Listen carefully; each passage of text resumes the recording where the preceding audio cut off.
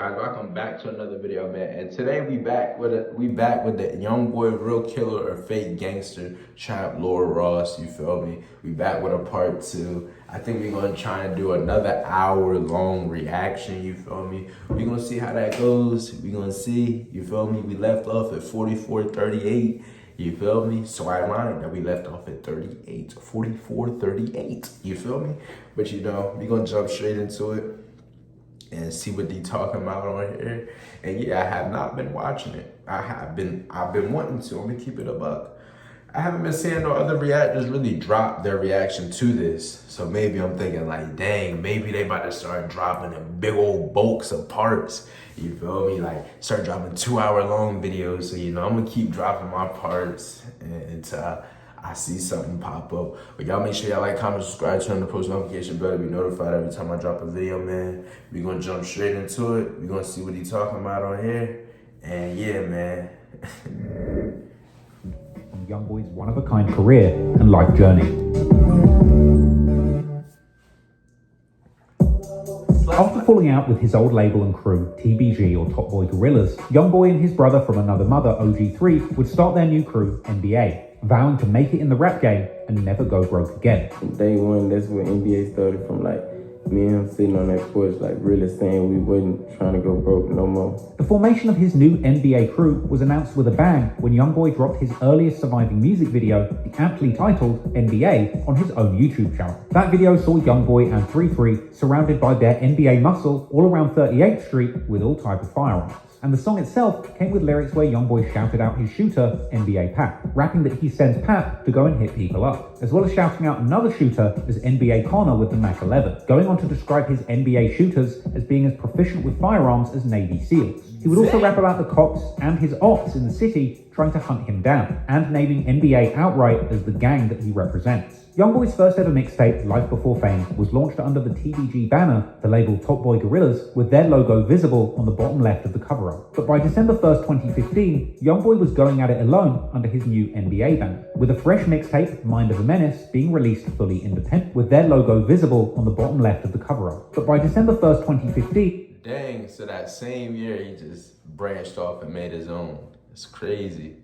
Youngboy was going at it alone under his new NBA banner, with a fresh mixtape, Mind of a Menace, being released fully independently and presented under the banner of his own NBA crew. And it would appear that Youngboy and NBA were using this project as an opportunity to drop sneak disses and disrespect towards their former crew, TBG. On the project, he would drop several lines that were directed towards TBG, suggesting that they envied him and that he wasn't willing to work under somebody else's administration. Youngboy was beginning to build momentum independently of his former crew, and he'd keep his foot on the gas into 2016, following up his second mixtape with Speed. On April the 1st, 2016, only 4 months after Mind of a Menace dropped, Youngboy blessed his budding fan base with a sequel, Mind of a Menace 2. And on this project, he continued to drop shade on his former crew TBG. In the intro for this tape, he suggests that they didn't live up to their promises and says that he's ready to go to war with his former allies.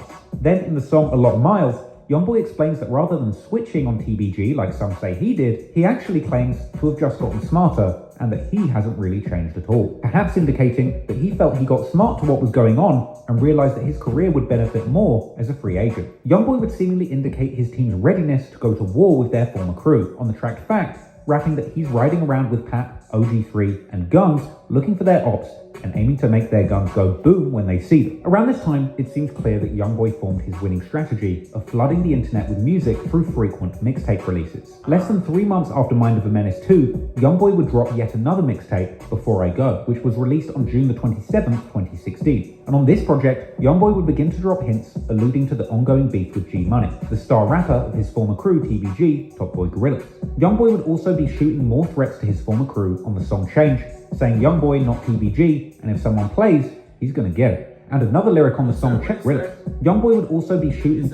He said, Youngboy, not TBG, NBA, it's a weird living. Let her play, he gonna get it. Talk about me like I ain't with it, huh? Nah, that's that little freestyle they did when Dump was in the car at all. He was like, they really thought Funny Mike was. That's my song right there. I'm not gonna lie to you. I used to know that. I know that whole song. I'm not gonna say I used to because it really wasn't even that long ago. I just haven't listened to it in a while, like a couple of months. You feel me? Youngboy, not TBG, NBA. It's a way of living. Let her play, you gonna get it. Talked about me like I ain't with it. You know I ain't. You know. Ooh, nah, hold on, nah. Chill. Oh yeah, last time I did part 1, I messed up. The screen recording had got messed up. I was screen recording for 40 minutes. You feel me? 40 minutes. I was recording for an hour, and it only caught 11 minutes of the video. You feel me? So I'm gonna try to break it down in parts. Screen record for 10 minutes, then turn it off, turn it back on, turn it off, turn it back on. You feel me? Which was released on June the 27th, 2016. And on this project, Youngboy would begin to drop hints alluding to the ongoing beef with G Money, the star rapper of his former crew TBG, Top Boy Gorillas. Youngboy would also be shooting more threats to his former crew on the song Change, saying Youngboy, not TBG, and if someone plays, he's gonna get it. And another lyric on the song Change seemed to acknowledge a rumor that G Money had actually hooked up with Youngboy's sister, with Youngboy saying he won't speak on sleeping with my sister, something that perhaps wasn't public knowledge at the time of this song's release. But around a year later, G Money would openly admit and kind of brag about hooking up with Youngboy's sister in a Say Cheese interview. He mad about his sister too, though. About his sister? Yeah, a long time ago. Oh, okay. That's an iconic interview too, you feel me? That interview is probably what really, that interview probably what really triggered Youngboy and made him go dumb. In a Say Cheese interview. He mad about his sister too, though. About his sister? Yeah, a long time ago. Oh, okay. The beef between Youngboy and G Money would be further complicated by Youngboy's cousin Boozilla. Boozilla repped BBG, or Bottom Boy Gorillas. They were the main rivals of TBG until Youngboy started his NBA crew. The story goes that G Money from TBG was beefing with Boozilla from BBG over some stolen drugs. Drugs which some believe Youngboy himself may have actually stolen, blaming Boozilla. This theory is based on lyrics G Money rapped on his song Industry, where he claimed Youngboy's own cousin wanted to kill him. So, on July the 16th, 2016, Youngboy's cousin Boozilla drops the song Forgive Me, where he's dissing TBG and repping BBG. He wears a BBG t-shirt in the video, and he shouts out the Bottom Boys as his crew. He'd rap lyrics seeming to suggest that he was a shooter and that he wants to kill a rapper. But more specifically, he dissed another local rapper by the name of FL Doosa. Doosa is from the FL, or Forever Loyalty crew, who would later be closely affiliated with TBG, with Doosa himself later dropping numerous songs with Fredo Bang, Lit Yoshi, and other TBG artists. In Boozilla's song Forgive Me, he raps that Doosa is scared to walk through the South and that he's laying down the law in his area. Apparently the beef between Boozilla and Doosa was extremely personal and would eventually turn deadly. But before things would escalate to more violence, Youngboy would end up making a huge leap forward in his rap career. On September the 21st, 2016, Youngboy drops the video for his breakout track, 38 Baby. Named after the street he grew up on, Northside 38, this song was a window into his life, fresh out of the streets. The track painted a picture of his daily life, drinking lean, smoking with demons, and sending his hitters at people for any reason he can find, explaining how he's not able to go anywhere without being armed, and having to look out for old friends who turned on him over envy. Frankly, this song described a lot of pressure for a 16-year-old kid to be dealing with at the time. In the track, he also seemed to drop shade on G Money and TBG, denying their claims that they blew him up as a rapper and claiming that they just don't like the fact that he's now blowing up faster than them. The music video for 38 Baby saw Youngboy and his friends toting plenty of firearms, and many people were taken aback by seeing somebody so young surrounded by so much danger and communicating the stark reality of their life so clearly over a catchy beat. Hell, footage would later even circulate showing that Youngboy actually recorded many of the songs from around this period with an actual AK-47 on him in the recording booth. This 16-year-old young boy was living a life truly beyond his years, and this spectacle would attract the attention of many more fans. He's like, keep my Glock and stuff finna get wicked, huh? Like I know that whole video. I know that video. In the recording booth. This 16-year-old young boy was living a life truly beyond his years, and this spectacle would attract the attention of many more fans and music industry players. The song 38 Baby and its music video has garnered over 100 million views on YouTube to this day, and the song itself was followed by a full mixtape also titled 38 Baby, which dropped on October the 28th, 2016. This project would truly be the watershed moment of Youngboy's career professionally, and he would finally get co-signs from respected rappers. I got a question. Do y'all like 38 Baby 1 more or 38 Baby 2 more? You feel me? I know a lot of people got like 38 Baby 2 a lot. because it's the pain music, and most people like that pain vibe. I like both. I prefer the pain because I can relate to it more, but I like the murder music too. You feel me? Because I got my moments when I'm mad and where I want to flash out and do something.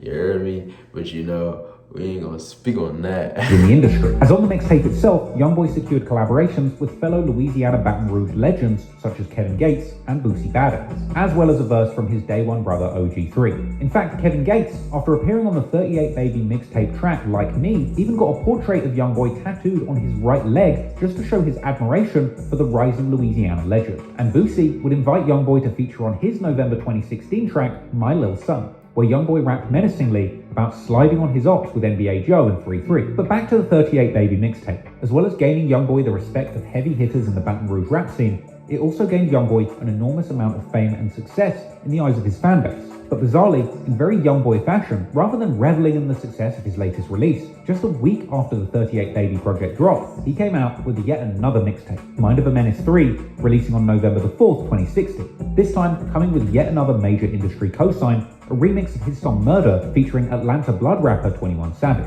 a remix which also dropped with a music video the very same day. Youngboy even later claimed that he became a member of 21 Savage's set of the Blood Gang, 4L, and they seemingly fostered a close relationship, something which would unfortunately deteriorate years later. But regardless...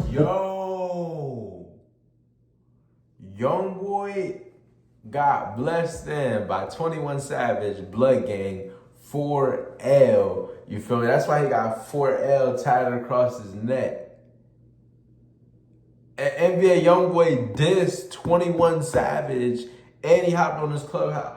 Hold up. Now I gotta re-listen to them songs where he was dissing, because I didn't know 4L was a Blood Gang that he was in by 21 Savage. That's crazy. Very same day. Youngboy even later claimed that he became a member of 21 Savage's set of the Blood Gang, 4L, and they seemingly fostered a close relationship, something which would unfortunately deteriorate years later. But regardless, at this point Youngboy seemingly had fully muscled his way into the music industry, and it would be these major moves that would have Youngboy's name ringing not just in the streets, but also in the corner offices of record labels. At a certain point in 2016, he started working with super manager Fee Banks, a Louisiana industry legend who had apparently helped Lil Wayne start Young Money and previously managed Kevin Gates. Fee would begin to advocate on behalf of Youngboy in the music industry, ultimately putting him in the position to field multi-million-dollar offers from major record labels. So at this point, Youngboy was seemingly set. He'd survived the dangerous streets of Northside 38, escaping the trenches with his life, and escaping the clutches of his former crew TBG as a free agent able to take his career wherever he wanted without hindrance. The problem is, sometimes you can rise to the top so fast that it hurts. And unfortunately for Youngboy, troubling legal issues seem to arrive just as quickly as the money and fame did. And unfortunately, due to the brewing troubles in the streets between his former crew and his extended family, Youngboy would end up being placed in a difficult position, ultimately catching a serious case that had the potential to put a complete stop to his promising career just as it was getting started. While Youngboy's star is beginning to rise, the deadly war on the streets of Baton Rouge is raging on. After departing from the crew TBG, Top Boy Gorilla, Youngboy and his Never Broke Again or NBA collective would become bitter rivals with the former crew. And this situation was only complicated further by the ongoing drama between TBG and their original rivals BBG, Bottom Boy Gorillas, a crew which Youngboy's cousin Boozilla was a prominent member of. Despite the two apparently having a falling out in 2015, it would seem that by 2016, Boozilla and Youngboy's NBA crew had made things right, as Boozilla would post on Twitter that he'd forgiven, as well as tweeting warning people not to play with BBG or NBA, suggesting that these two crews were in alliance against TBG and any of their affiliates. But things would all come to a head for these warring groups at the end of 2016. On July the 16th, 2016, Youngboy's cousin Boozilla drops the song Forgive Me, where he's dissing TBG and repping BBG, with lyrics in the song dissing another local rapper by the name of FL Dusa, saying Dusa is scared to walk through the South and that they're laying down the law in their area. It would seem that this lyric was taken as a personal challenge by his opposition, as just after midnight on November the 2nd, 2016, Youngboy's cousin, 18-year-old BBG Boozilla, real name Keandre Ricks, would be riding his bike near the 2000 block of Nebraska Street, less than a block from his family home. And it was... Wait, why would you be riding a bike at 2 in the morning? 2 in the morning, why? You feel me? Why? 18-year-old BBG Boozilla, real name Keandre Ricks, would be riding his bike near the 2000 block of Nebraska Street, less than a block from his family home. And it was here where he was targeted by gunmen who shot him multiple times in the upper torso and left him dead in the middle of the street. Boozilla's mother would go on to do a distraught interview with WAFB News after reports of the brutal killing became public. You gotta bury your child. This is so wrong when people kill kids. Kenya Taylor is still grieving more than a month after her son, 18-year-old Keandre Ricks, was shot and killed just steps away from his Nebraska street home. It's like I'm dreaming and I haven't woke up yet. Like I had a bad dream. I'm just waiting on the Lord to wake me up. Taylor walked us over to where her son's body was found, a place she's visited often, trying to make sense of this senseless killing. Then this way he must have fell it right here. Cause they had blood all right here. Now, after this shooting, things get very complicated. It's widely believed that the murder of Boozilla was in connection with the ongoing feud that he had going with FL Dusa, with the majority of the comments on Boozilla's music video Forgive Me seeming to mock him, saying that he said Dusa is scared to walk through the South, and suggesting that this caused somebody to come through and take his life. Now, despite the differences they may have had in the past, naturally the murder of Boozilla would have devastating effects on his cousin Youngboy and other members of NBA and BBG. So, unsurprisingly, it didn't take long for those on Boozilla's side to attempt to get would have devastating effects on his cousin Youngboy and other members of NBA and BBG. So, unsurprisingly, it didn't take long for those on Boozilla's side to attempt to get revenge for his murder. Boozilla was killed around midnight on Wednesday the 2nd November 2016, and retaliation would come around 9.5 hours later, when around 9:30 a.m. on the 2000 block of Kentucky Street, just a couple of blocks away from where the fatal shooting of Boozilla occurred, a vehicle containing Youngboy and 3 of his NBA affiliates pulls up and starts shooting. Unfortunately, this attempt at revenge ends up going wrong, and somebody from Youngboy's group ends up getting shot. Dang. That boy he spent the block in 9 hours. 9 hours, 37 shots was fired. Dang! Hold on. Containing Youngboy and 3 of his NBA affiliates pulls up and starts shooting. Unfortunately, this attempt at revenge ends up going wrong, and somebody from Youngboy's group ends up getting shot in the neck. Allegedly, NBA Joe. Police find a man suffering from a gunshot wound to the neck, saying he was shot in a different neighborhood just a few streets away. With rumors circulating, debating whether or not it was friendly fire from Youngboy or his side hitting Joe, or the targets of their gunfire returning fire and connecting. And years later, the police report from the incident would even suggest that Youngboy himself had been firing from the vehicle with an assault rifle. Regardless of exactly who was responsible, at this point the getaway car flees the scene, with the shooters and the injured man driving to the area of May and East Lakeshore Drive. Ultimately, this car would end up getting a flat tire and crashing at the LSU Lakes. Here, the shooters flee, leaving the injured man in his vehicle, where he's fortunately found by police and given medical attention. Naturally, it didn't take long for details of these outrageous back-to-back shootings to hit the news. At this hour, there are a lot of questions remaining around 2 Baton Rouge shootings. One left a teenager dead, the other ended with the victim wounded at LSU Lakes. Possibly 3 different scenes, and all 3 may be connected. That's what Baton Rouge police are trying to figure out. They've been interviewing witnesses, but so far, they do not have any suspects. Just after midnight, Baton Rouge police went out to Nebraska Street. 18-year-old Keandre Ricks was found dead, lying in the street, shot multiple times in the chest. Neighbors in the area tell us they saw a silver-colored Hyundai with 3 people inside driving around the area late night and into this morning. Then, shortly after 9:30 this morning, police get a call from a man shot once in the neck around the LSU Lakes. When they finally found him, he was in a silver-colored Hyundai. He was transported to the hospital and listed in stable condition as of now. Baton Rouge police have said the shooting did not start here at the lakes. Instead, they're looking to see if 3 different scenes are all connected. The first was at Nebraska, well, just 8 streets over, or 0.4 miles away. Around 9:30 this morning, police say a man was shot in the neck. He or the suspect then drove 1.4 miles to East Lakeshore in May around the LSU Lakes and called police for help. This is not a random shooting, they believe. So basically, the first street, hold up. So basically, Nebraska Street is where Boozilla got killed. Kentucky Street is where Youngboy and them did the drive-by shooting. And then by the lakes, the LSU Lakes, you feel me? That's where they ended up getting out the car and they left the car there. And that's where police found NBA Joe shot in the neck. You feel me? Y'all comment down below. Y'all tell me if I got that right.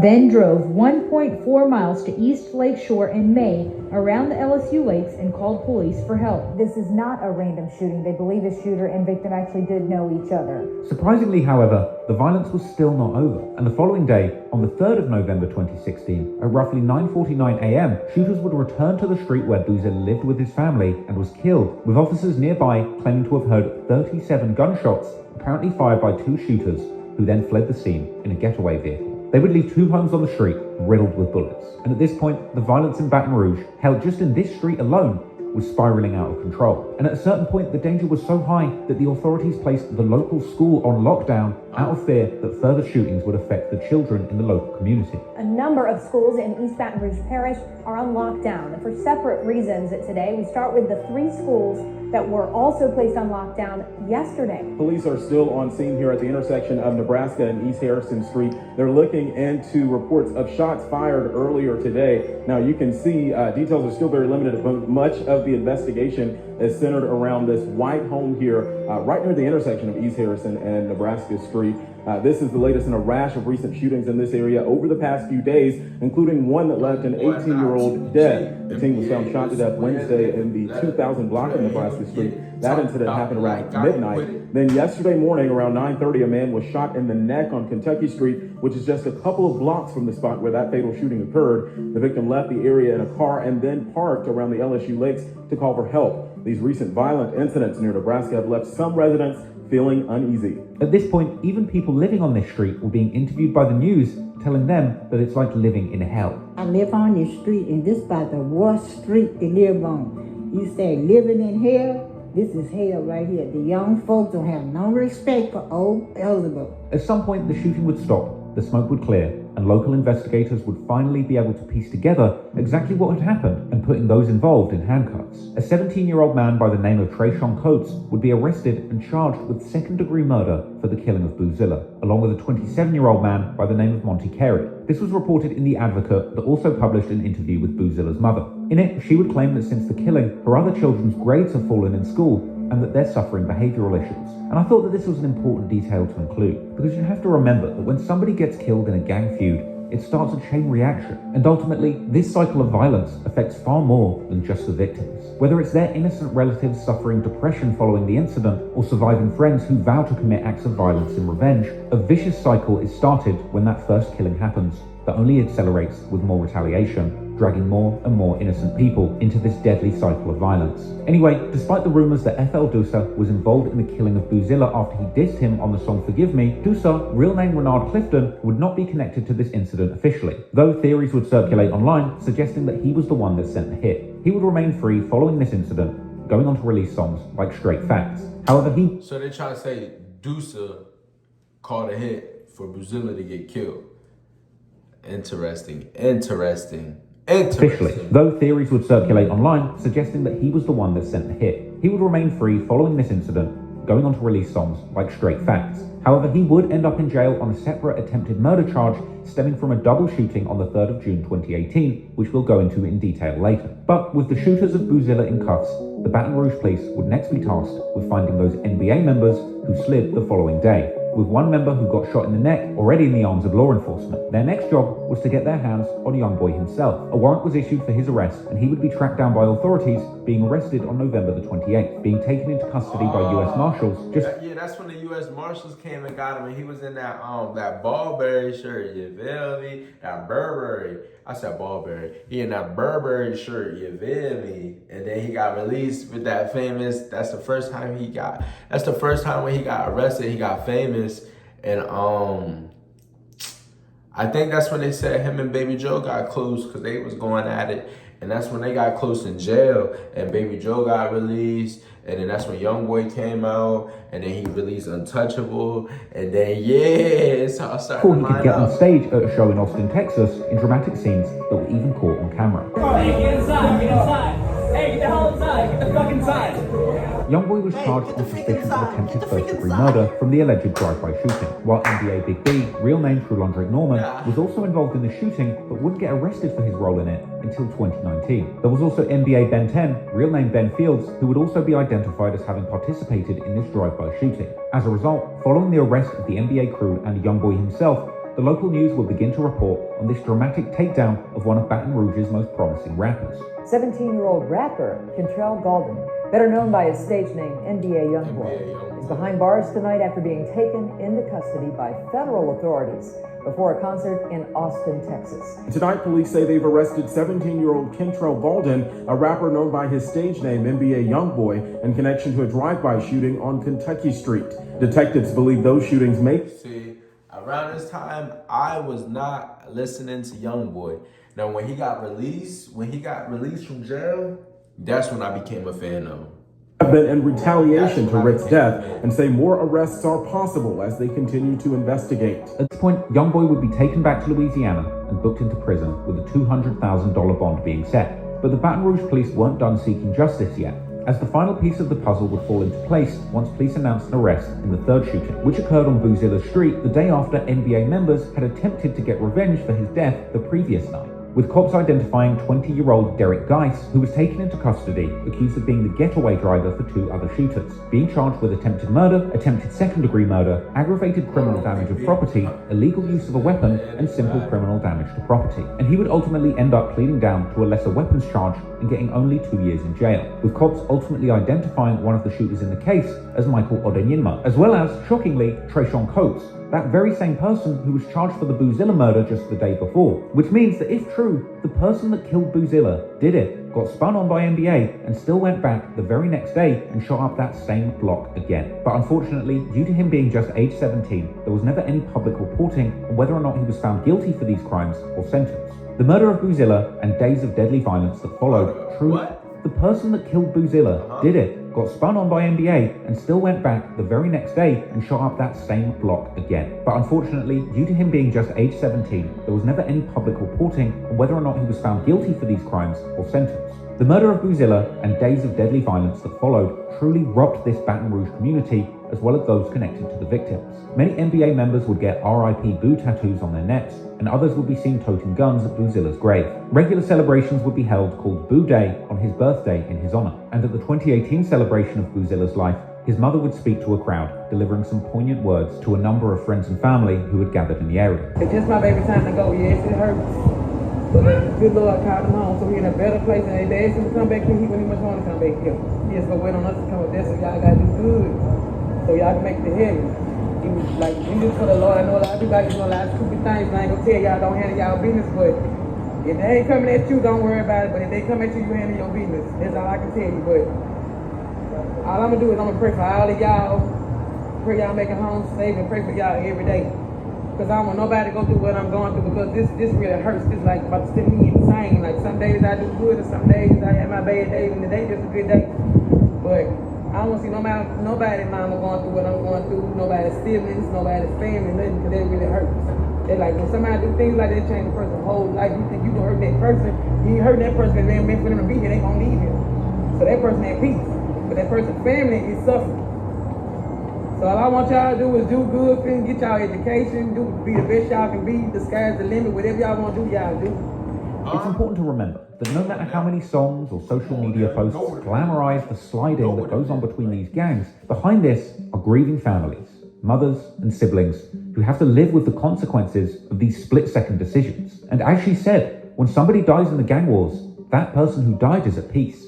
It's everyone else who was innocent to the original beef that has to live on with the grief of someone else's impulsive decisions. Sadly, it would take many years for Youngboy to realize the consequences of the violence playing out in his music and in his life. But for now, he would be stuck in the system waiting for a chance to plead his case in front of a judge. At the time of these charges, Youngboy was only 17 years old, but Louisiana is one of the few states in the US where 17-year-olds can be charged as adults. And so, Youngboy spent December 2016 to August 2017 incarcerated, waiting for updates on his case. But at least for the fans, it wasn't all bad, because while Youngboy was locked up, his management team got to work and did their best to keep his music career alive. They created an updated version of his previous project, Before I Go, re-releasing it as Before I Go Reloaded, removing the songs Stuck With Me, Change, and All Night, and adding that 21 Savage remix of Murder, along with the track Bands and Fact. Then on April... Wait, why they take off Change? Oh, they probably took off Change because he was dissing TBG, and they figured since he's dissing TBG, he's probably on BBG's side, and that's probably what got him to,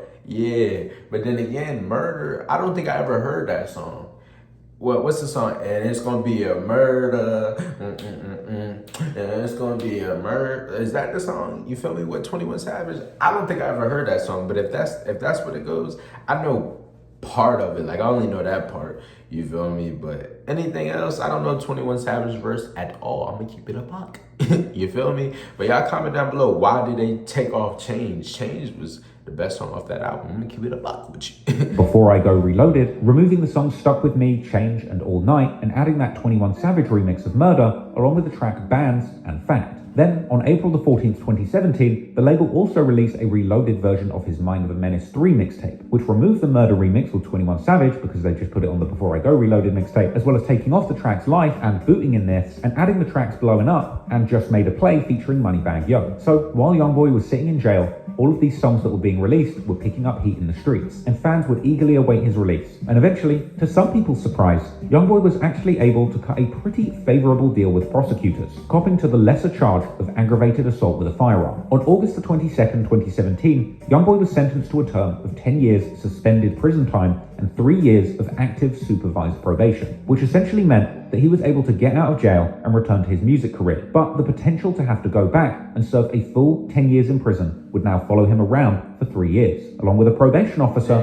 who would be closely supervising his every move going forward. In addition to that, he was also ordered to pay a fine of $5,000 and do 250 hours of supervised community service, which apparently even included doing an anti-violence PSA, which to the disappointment of fans everywhere, never seemed to actually surface publicly. But Youngboy wouldn't simply waltz out of the courtroom, because apparently during that sentence, he had what was described as a tense but respectful back and forth with District Judge Bonnie Jackson. Apparently during the case, she admonished him for going out with his boys looking for trouble and finding it. But Youngboy, to his credit, kept his cool during this exchange, taking full responsibility for everything that had gone down in the incident. Judge Jackson went on to say that she didn't care about Youngboy's celebrity status and suggested that his rap music wasn't helping the high rates of violence in the community that he was coming out of. The judge would tell him directly that the genre of music that he makes has a lot to do with the mindset that people have, suggesting that it normalized violence. Apparently, Youngboy actually interjected at this point, reminding the judge that nobody had actually died in the incident, with the judge clapping back, saying that he's lucky that he's such a bad aim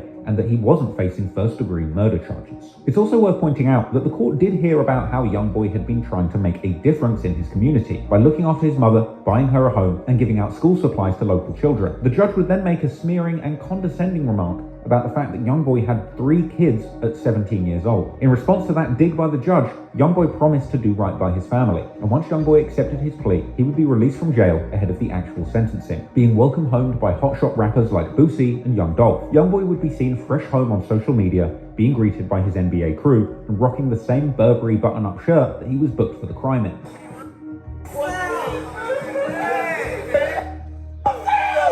See, this is the video that I remember by Youngboy. I'm gonna keep it a buck with you. This the Youngboy I know, you feel me? This the Youngboy I know. This the Youngboy that I started listening to. Say where my little boys at, man? Over Montana. What up, man? What's up, baby? You know what it is, man. I was in Texas, man. We got to see what the deal is. Being greeted outside jail by Montana in a white Maybach.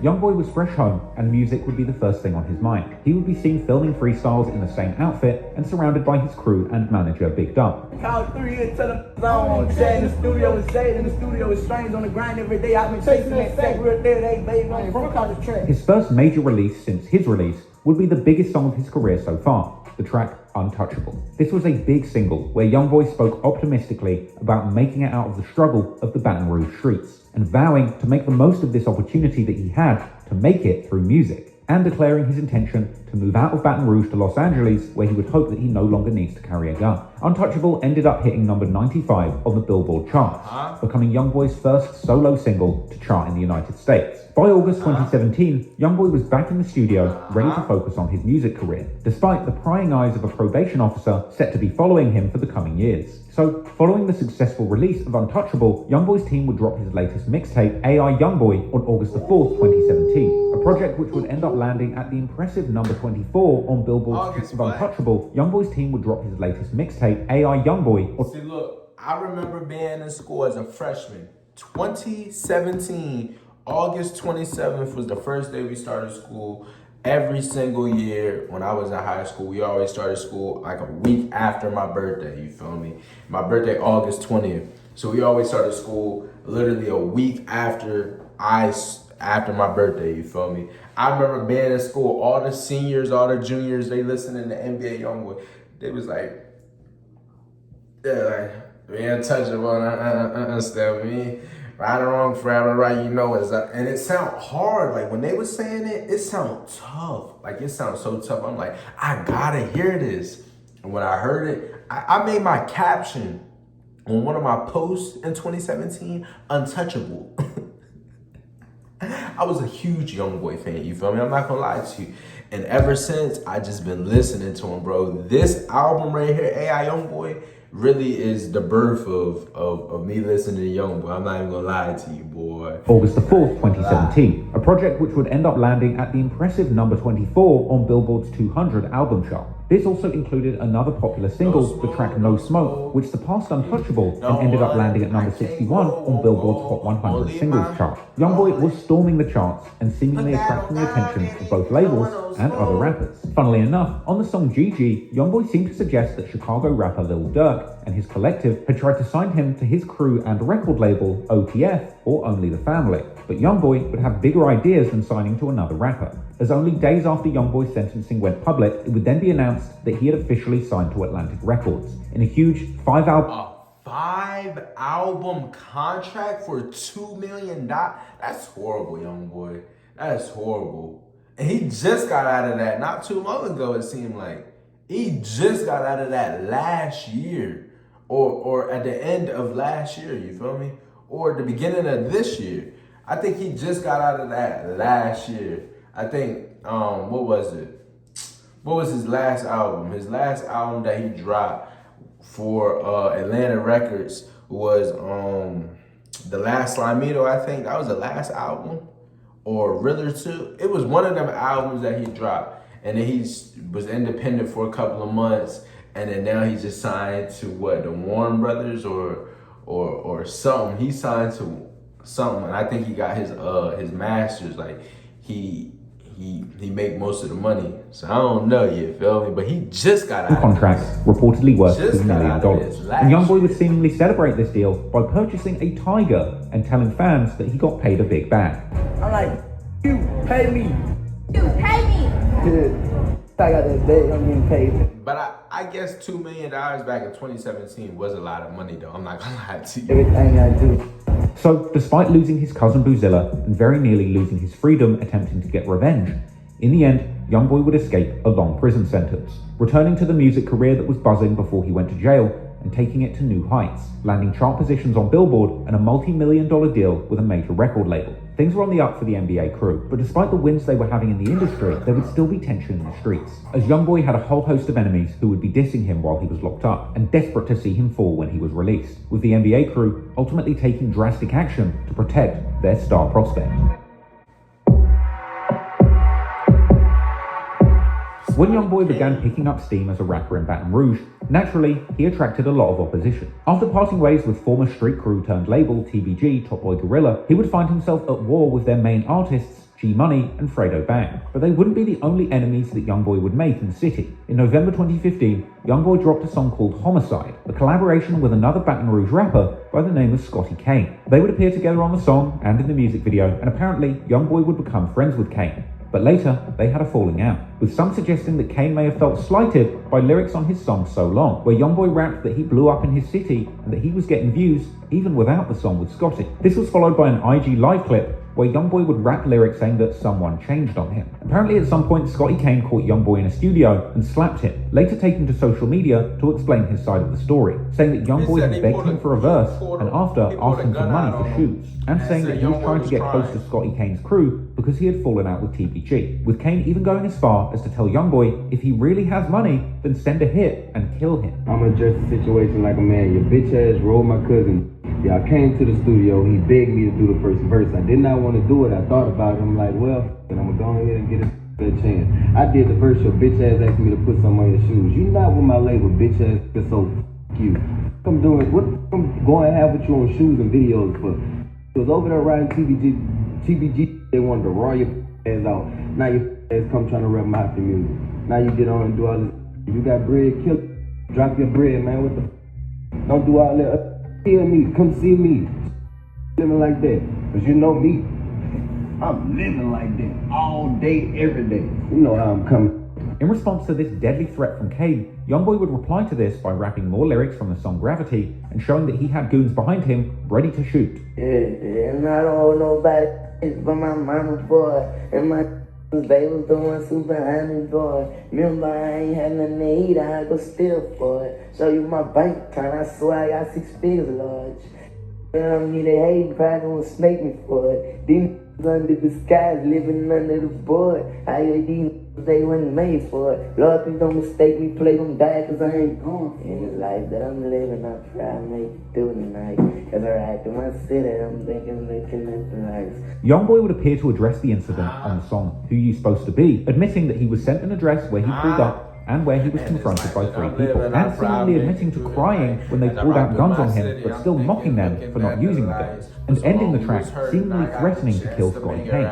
Later on, Pablo El Chapo, who had apparently intervened in this incident where guns had been pulled on Youngboy in a studio, posted a clip to social media seemingly confirming that Youngboy cried and suggesting that he had saved his life. But I do know, little young boy, when you put them rods on your ass, you was crying in that studio. I saved your life. I told my younger man, leave that slide, bro. That crying, man. Crying in front of his manager, man. Slide, he ain't about that gang. Y'all asked him to fight, he won't fight. Then when he brought up the gun, we could do it with the gun. 2 or 3 guns in your face, you was crying. Ass boy. Chapo saved. Kane would actually respond to Youngboy in a diss track of his own, only days after his cousin Boozilla was gunned down. Scotty Kane would drop the Youngboy diss track NBA Smoke, produced by prolific TBG producer Austin on the Track. On this track, Kane would return Youngboy's death threats with threats of his own, as well as saying that somebody killed Boozilla and he didn't do anything about it. Kind of an ironic lyric, considering that a month after this song dropped, Youngboy would indeed be charged with double attempted murder, attempting to do something about Boozilla. But while Youngboy was in jail for doing exactly that, Scotty would drop a video on Instagram seemingly distancing himself from this beef. Hey, look, man, I'm on the road to success, man. I ain't with none of that. Y'all can have it. I ain't with that beef shit. I ain't trying to kill none of you. I ain't trying to do none of that with none of you, man. Y'all can have it. Man, I got kids. I got so much going on good for me, dog. Like, it's a lot to happen. I ain't with no cop and deuces. And he probably realized, you feel me, Youngboy in some trouble, you feel me. Let me back up out of this for the police try to come and get me. Let me clear my name real quick. You feel me? Smart man. I just ain't with it. Like, I ain't having this. Like, he did the whole 360 from what he was just doing. You heard me? I don't need to be doing all this. Stop. Like, I gotta do this for my kids, my family, and everybody else that love me, dog. Like, all y'all can have it. And y'all want it, y'all can have it. And he would go on to say in an interview with Gutter TV that he regretted dropping his death-threatening Youngboy diss, NBA Smoke. Like, I ain't gonna lie, even though NBA Smoke did so many views, I regret it. You feel me? Like, I'm gonna honestly say that. Like, I didn't want to do that, you know what I'm saying? But, you know, it's certain shit that you gotta, I feel like that was my flaw, that song, you feel me? So, y'all is saying that raw and all that did try to do this and that. I don't even like the song, to tell the truth. I hate that. I don't care how many views they got on it, you feel me? However, the beef would be reignited when Youngboy returned home from jail. Scotty Kane would post a clip to social media showcasing a long set of both bankrolls and fingernails and saying, "Get your cash, you don't get any money."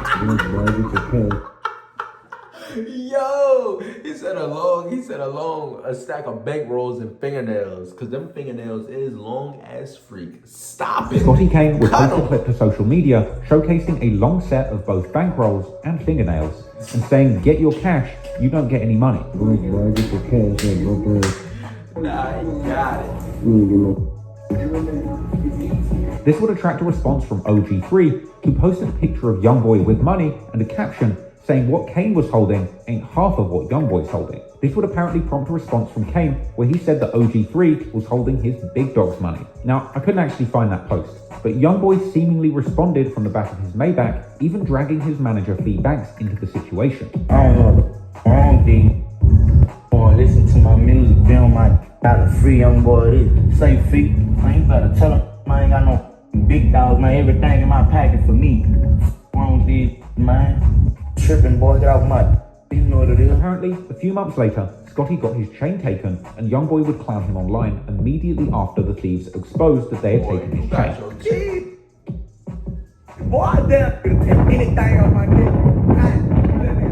However, something else would also happen during this beef that would appear to be much more sinister. Prominent producer for TVG, Austin on the Track, who had made numerous beats for songs made by Youngboy's biggest rival, G Money, and Scotty Kane himself, as well as landing credits for Chicago rappers like G Herbo. Austin on the Track was quite literally the person who made the beat for Scotty Kane's NBA Youngboy diss track, NBA Smoke. Well, at around 7 p.m. on the 10th of August 2017, TVG-affiliated producer, Austin on the Track, real name Austin Rashad Norwood, was sitting in a car with another person outside the Ardenwood Village apartment complex on North Ardenwood Drive. At this point, somebody turned up and sprayed the car with bullets, after which the suspected shooter fled the scene in a car before crashing and escaping on foot. This would leave the passenger injured and Yo, how you crash the vehicle? You're that scared? I mean, hey, I ain't never killed nobody, and you feel me? And I'm sure if I kill somebody, I'd be scared too. But you that scared that you crashed? You're that scared that you crashed? You shouldn't be doing the job. I'm gonna keep it a buck. You're that scared? No. Right. Come on, At this man. point, somebody turned up and sprayed the car with bullets, after which the suspected shooter fled the scene in a car before crashing and escaping on foot. This would leave the passenger injured and Austin himself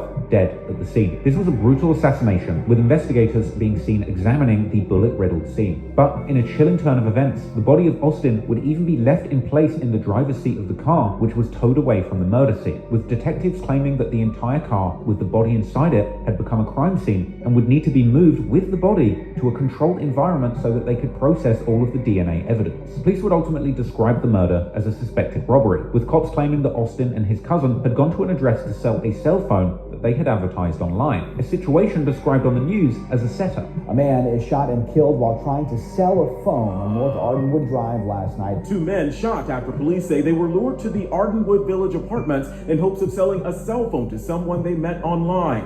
At some point, that transaction taking a dark turn. While there, the individuals attempted to rob them, shot into the vehicle, striking both victims. With the victims left for dead inside the car, the suspected shooter allegedly took off. Sergeant Elgin McNeely says for now, it's unclear if whoever pulled the trigger acted alone. We're just keeping it open-ended and not going to dictate if it's 1, 2, or 3, 4 different suspects. But as the investigation continues, we'll determine all the individuals that was involved. Now, as far as I was able to find out, this murder was never solved. And once again, let me make it very clear, there's nothing connecting Youngboy or the NBA crew to this crime, but it's certainly yet another case of somebody involved closely in the rap scene in Baton Rouge, in this case, the producer of prominent Youngboy diss tracks, who seemingly wound up losing his life in a brutal gangland-style slaying, with the police none the wiser as to who was responsible. A month after this brutal murder, in September, it was believed that Scotty Kane and Youngboy would finally squash their beef, after Scotty Kane posted a picture of them together on a FaceTime call, along with a caption suggesting that they were on positive terms and both focused on earning money and success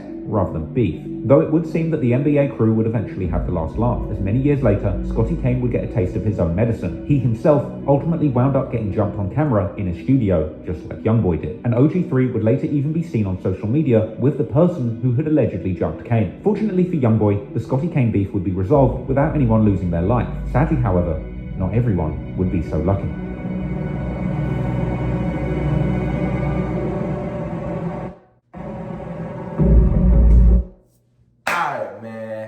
That's gonna be the end of that video. That's gonna be the end of the video, you feel me? We left off at 1 hour, 21 minutes, and 32 seconds, you feel me? So we reacted to almost a whole nother hour of the video, you feel me? It's probably like 40 something minutes. I'm not gonna lie to you. Yeah, about 40 minutes, 50 minutes. Yeah, you feel me? Nice little 50-minute video, you feel me? But y'all comment down below, y'all watch this video. Let me know if y'all want me to drop a part 3, if y'all want me to keep dropping parts to this, you feel me? If not, then I'm gonna react to it on my own, you feel me? We're gonna see what type of feedback I get. But y'all make sure y'all like, comment, subscribe, turn on the post notification, and be notified every time I drop a video, man. The next story that we got is the murder of G Money, you feel me? So, you know, I know this is, we getting to the interesting parts, you feel me? So y'all make sure y'all like, comment, subscribe, get this video to 10 likes if y'all want part 3. And I see y'all in the next one. Hope y'all enjoy.